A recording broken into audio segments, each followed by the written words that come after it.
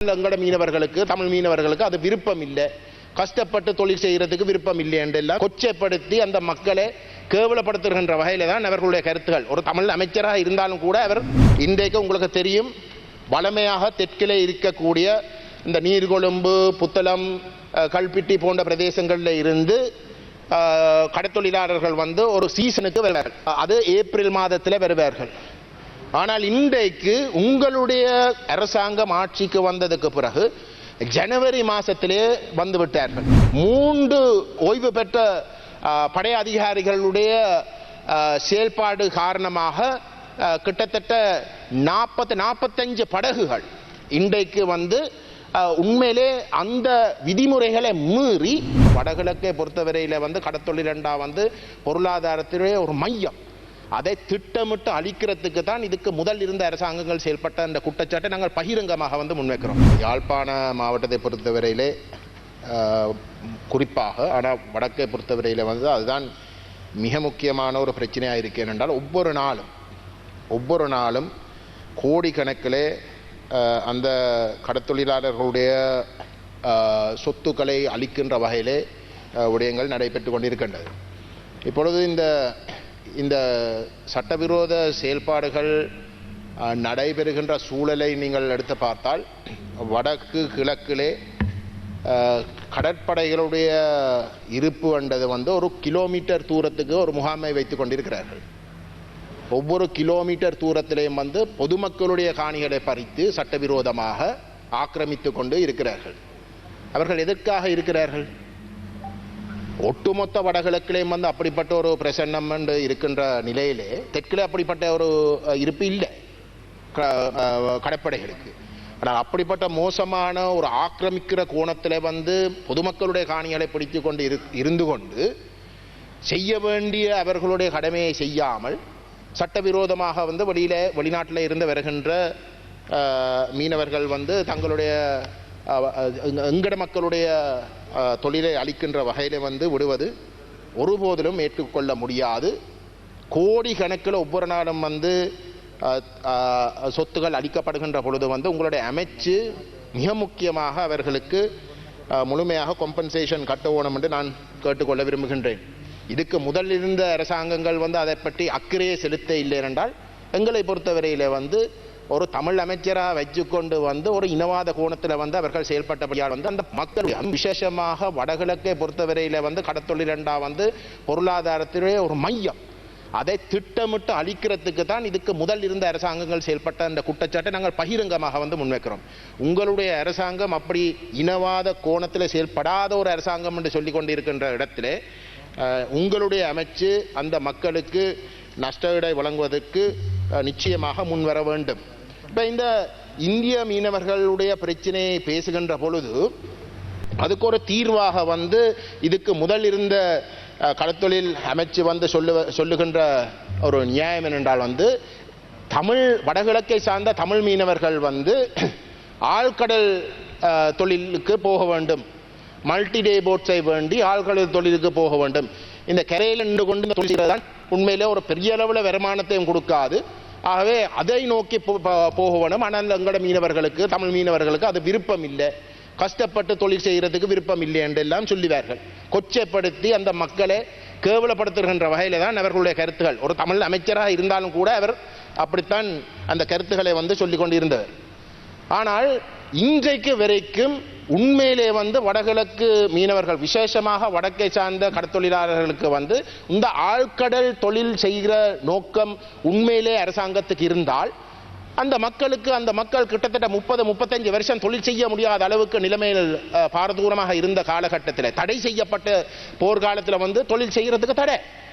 அப்படிப்பட்ட ஒரு காலகட்டத்தில் வந்து இன்றைக்கு தலை தூக்குறதுக்கு பார்க்கின்ற இந்த சூழலில் வந்து அந்த மக்களுக்கு வந்து கணிசமான பைனான்சியல் அசிஸ்டன்ஸ் இருக்கணும், உதவிகள் கொடுத்திருக்கணும். ஒரு மல்டிடே போட் ஒன்று வேண்டுவதென்றால் ஆக குறைஞ்ச எனக்கு தெரிஞ்ச அளவுக்கு வந்து 2.5 கோடி ரூபாயாவது முதலீடு செய்ய வேண்டி இருக்கின்றது.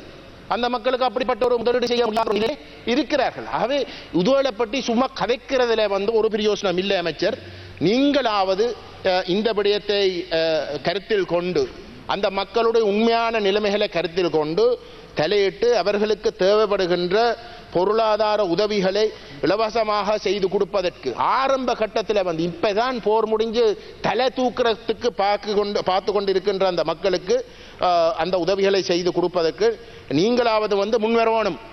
அதுவும் யாழ்ப்பாண எம்பி என்று சொல்லிக் கொண்டு இருக்கிறீர்கள் வந்து நாங்கள் வரவேற்கிறோம். நீங்களாவது வந்து அந்த உதவிகளை கட்டாயம் செய்ய வேணும். அல்லது உங்களுடைய அரசாங்கமும் கடந்த காலங்களிலே வந்து அந்த மக்களை திட்டமிட்டு ஒரு பொருளாதார நெருக்கடிக்குள் தள்ளுறதுக்கு செயல்பட்ட அரசாங்கங்களைப் போலதான் இருக்கும் என்ற ஒரு முடிவுக்கு நாங்கள் வர வேண்டி வரும். உங்களுடைய தலைமையிலாவது அதை நீங்கள் செய்து கொடுக்கணும். மயிலட்டி துறைமுகம், மீன்பிடி துறைமுகம் இன்றைக்கு வரைக்கும் அபிவிருத்தி செய்யப்பட்ட பிறகும் கூட இன்றைக்கு வரைக்கும் அங்கே வாழுகின்ற அந்த மக்களுடைய தொழிலுக்கு எந்த விதமான பிரயோசனமும் இல்லை. வெளி மாவட்டங்களில் விசேஷமாக தெற்கிலே இருந்து வரக்கூடியவர்களுடைய படகுகளை வந்து அங்கே பாதுகாப்பாக வந்து வைப்பதற்காகத்தான் இதுவரைக்கும் பயன்படுத்தப்பட்டிருக்கின்றது. இப்பொழுது நான் கேள்விப்படுகின்றேன் வந்து இந்த சட்டவிரோதமாக பிடிக்கப்பட்ட இந்திய மீனவர்களுடைய படகுகளும் வந்து அங்கே கட்டப்படுகின்றன. அப்ப அந்த மக்களுக்கு நடுத்தருவு உண்மையிலே அந்த மீன்பிடி துறைமுகம் அபிவிருத்தி செய்யப்பட்ட மக்களுக்கு எந்த விதமான பலனும் இல்லை. ஆகவே தயவு செய்து அது யாழ் மாவட்ட கடற்தொழிலாளர் சம்மேளனத்துக்கோ இல்லாட்டி வடமாகாண கடற்தொழிலாளர் சம்மேளனத்துக்கு பொறுப்பு கொடுக்கணும். அப்பத்தான் அந்த உண்மையிலே அங்கே இருக்கக்கூடிய மக்களுக்காவது அதனுடைய பலன் கிடைக்கும் என்று நான் இந்த இடத்துல வந்து கேட்டுக்கொள்ள விரும்புகின்றேன். அமைச்சரவர்களே, முல்லைத்தீவு மாவட்டத்திலே நாயாறு பிரதேசத்திலே இன்றைக்கு உங்களுக்கு தெரியும் வளமையாக தெற்கிலே இருக்கக்கூடிய இந்த நீர்கொழும்பு, புத்தளம், கல்பிட்டி போன்ற பிரதேசங்களில் இருந்து கடற்தொழிலாளர்கள் வந்து ஒரு சீசனுக்கு வருவார்கள் தொழில் செய்வதற்கு. அது ஏப்ரல் மாதத்தில் வருவார்கள். ஆனால் இன்றைக்கு உங்களுடைய அரசாங்கம் ஆட்சிக்கு வந்ததுக்கு பிறகு ஜனவரி மாசத்திலே வந்து விட்டார்கள். கடையெடுக்கிற வகையில் வருவார்கள். வந்து இன்றைக்கு நிரந்தரமாக அந்த இடங்களை வந்து குவிஞ்சு அங்கே இருக்கக்கூடிய மக்களுடைய தொழிலை அளிக்கின்ற வகையில் வந்து செயல்படுகிறார்கள். குறிப்பாக வந்து நான் பொறுப்போடு கூறுகின்றேன், 3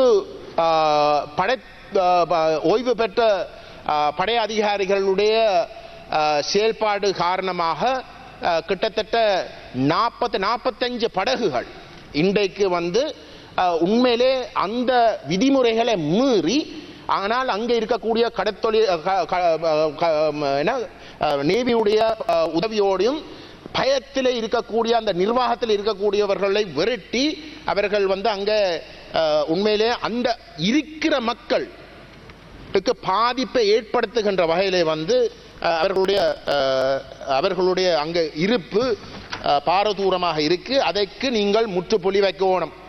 அந்தந்த மக்கள் தங்களுடைய கடல்ல வந்து தொழில் செய்யக்கூடிய ஒரு நிலைமையைத்தான் நீங்க உறுதிப்படுத்தணுமே தவிர வேறு வேறு இடங்களில் இருந்து வந்து அதுவும் விசேஷமாக போராள கிட்டத்தட்ட 30-40 வருஷத்துக்கு பின்னிலையில் இருக்கக்கூடிய மக்களுடைய இடங்களுக்கு வந்து இப்படி தொழில் செய்கிறதுக்கு வந்து அனுமதிக்க முடியாது. அமைச்சர் அவர்களே, நீங்கள் அதில் தலையிட்டு உடனடியாக வந்து அதை நிப்பாட்டி வைக்க வேண்டும். மற்றது வந்து வடமராட்சி கிழக்கு குடாரப்பு பிரதேசத்தில் வந்து கடல் அட்டை தொழில் செய்வதற்கென்று அங்கே இருக்கக்கூடிய ஃபிஷரிஸ் மினிஸ்ட்ரி வந்து அனுமதியை வழங்குகின்றது. உண்மையிலே வந்து அந்த பிரதேசத்தில் வந்து 2 நபர்களுக்குத்தான் அனுமதி வழங்கி இருக்க வேணும். ஆனால் அப்படி இருக்க வந்து அந்த பிரதேசத்துக்கு எந்த விதமான தொடர்பும் இல்லாத தெற்கை சார்ந்த வேறு வேறு மாவட்டங்களை சார்ந்த தொழிலாளர்களுக்கு அங்கு இருக்கக்கூடிய மக்களுடைய பெயரை பயன்படுத்தி அதிகாரிகள் வந்து அனுமதியை வழங்கி இருக்கிறார்கள். 300 பேருக்கு அனுமதி வழங்கினாலும் கூட இன்றைக்கு அதுவும் கடல் அட்டை பிடிப்பதற்கு வந்து பகல் நேரத்தில் தான் அந்த தொழில் செய்யறதுக்கு அனுமதி வழங்கப்படுகின்றது.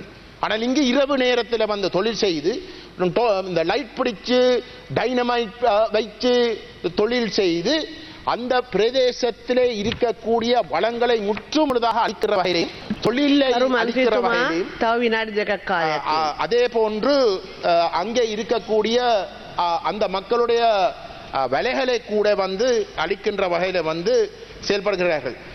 கிட்டத்தட்ட 1200 பேர் கிட்டத்தட்ட 1200 பேர் கடல் அட்டை தொழில் என்ற பேரில் வந்து இரவுல வந்து கடல்ல இறங்கி வேலை செய்கிறார்கள் என்றால் எந்தளவு தூரத்துக்கு அந்த குறுகிய பிரதேசத்துக்குள்ள வந்து பாரதூரமான விளைவுகளை ஏற்படுத்தும் என்பதையும் பற்றி நீங்கள் வந்து விளங்கிக் கொள்ளலாம் என்று நினைக்கிறேன். அதுக்கும் உடனடியாக வந்து ஒரு முற்றுப்புள்ளி வைக்கோணும் அமைச்சர் அவர்களே. கடைசியாக 2 விடயங்கள். முதலாவது வந்து கட்கோவளம் தொடக்கம் நெடுந்தீவு வரைக்கும் கடல் தொழிலாளர்களுடைய ஆழமாக்கப்பட வேண்டும் என்ற கோரிக்கை டிசிசி கூட்டத்திலேயும் வந்து நான் எழுப்பியிருக்கின்றேன். அதே போன்று படகுகள் பாதுகாப்பாக நிறுத்தப்படக்கூடிய வகையிலே கல் அணைகள் அமைக்கப்பட வேண்டும் என்ற கோரிக்கையும் வந்து நான் இந்த டிசிசி கூட்டத்திலேயும் வந்து பதிவு செய்திருக்கின்றேன். அது அவசரமாக செய்யணும் அமைச்சர்.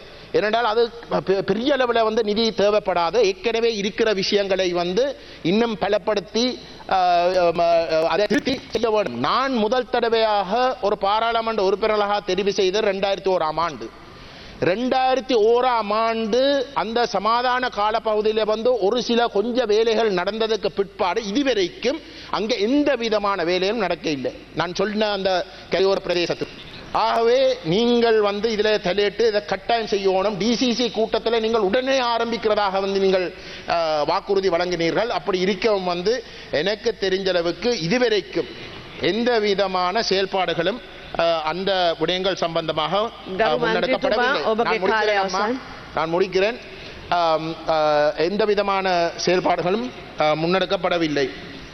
அத்தோடு இந்த கரையோர பாதைகள் முழுமையாக அபிவிருத்தி செய்யப்பட வேண்டும். அதுவும் மிக முக்கியம்.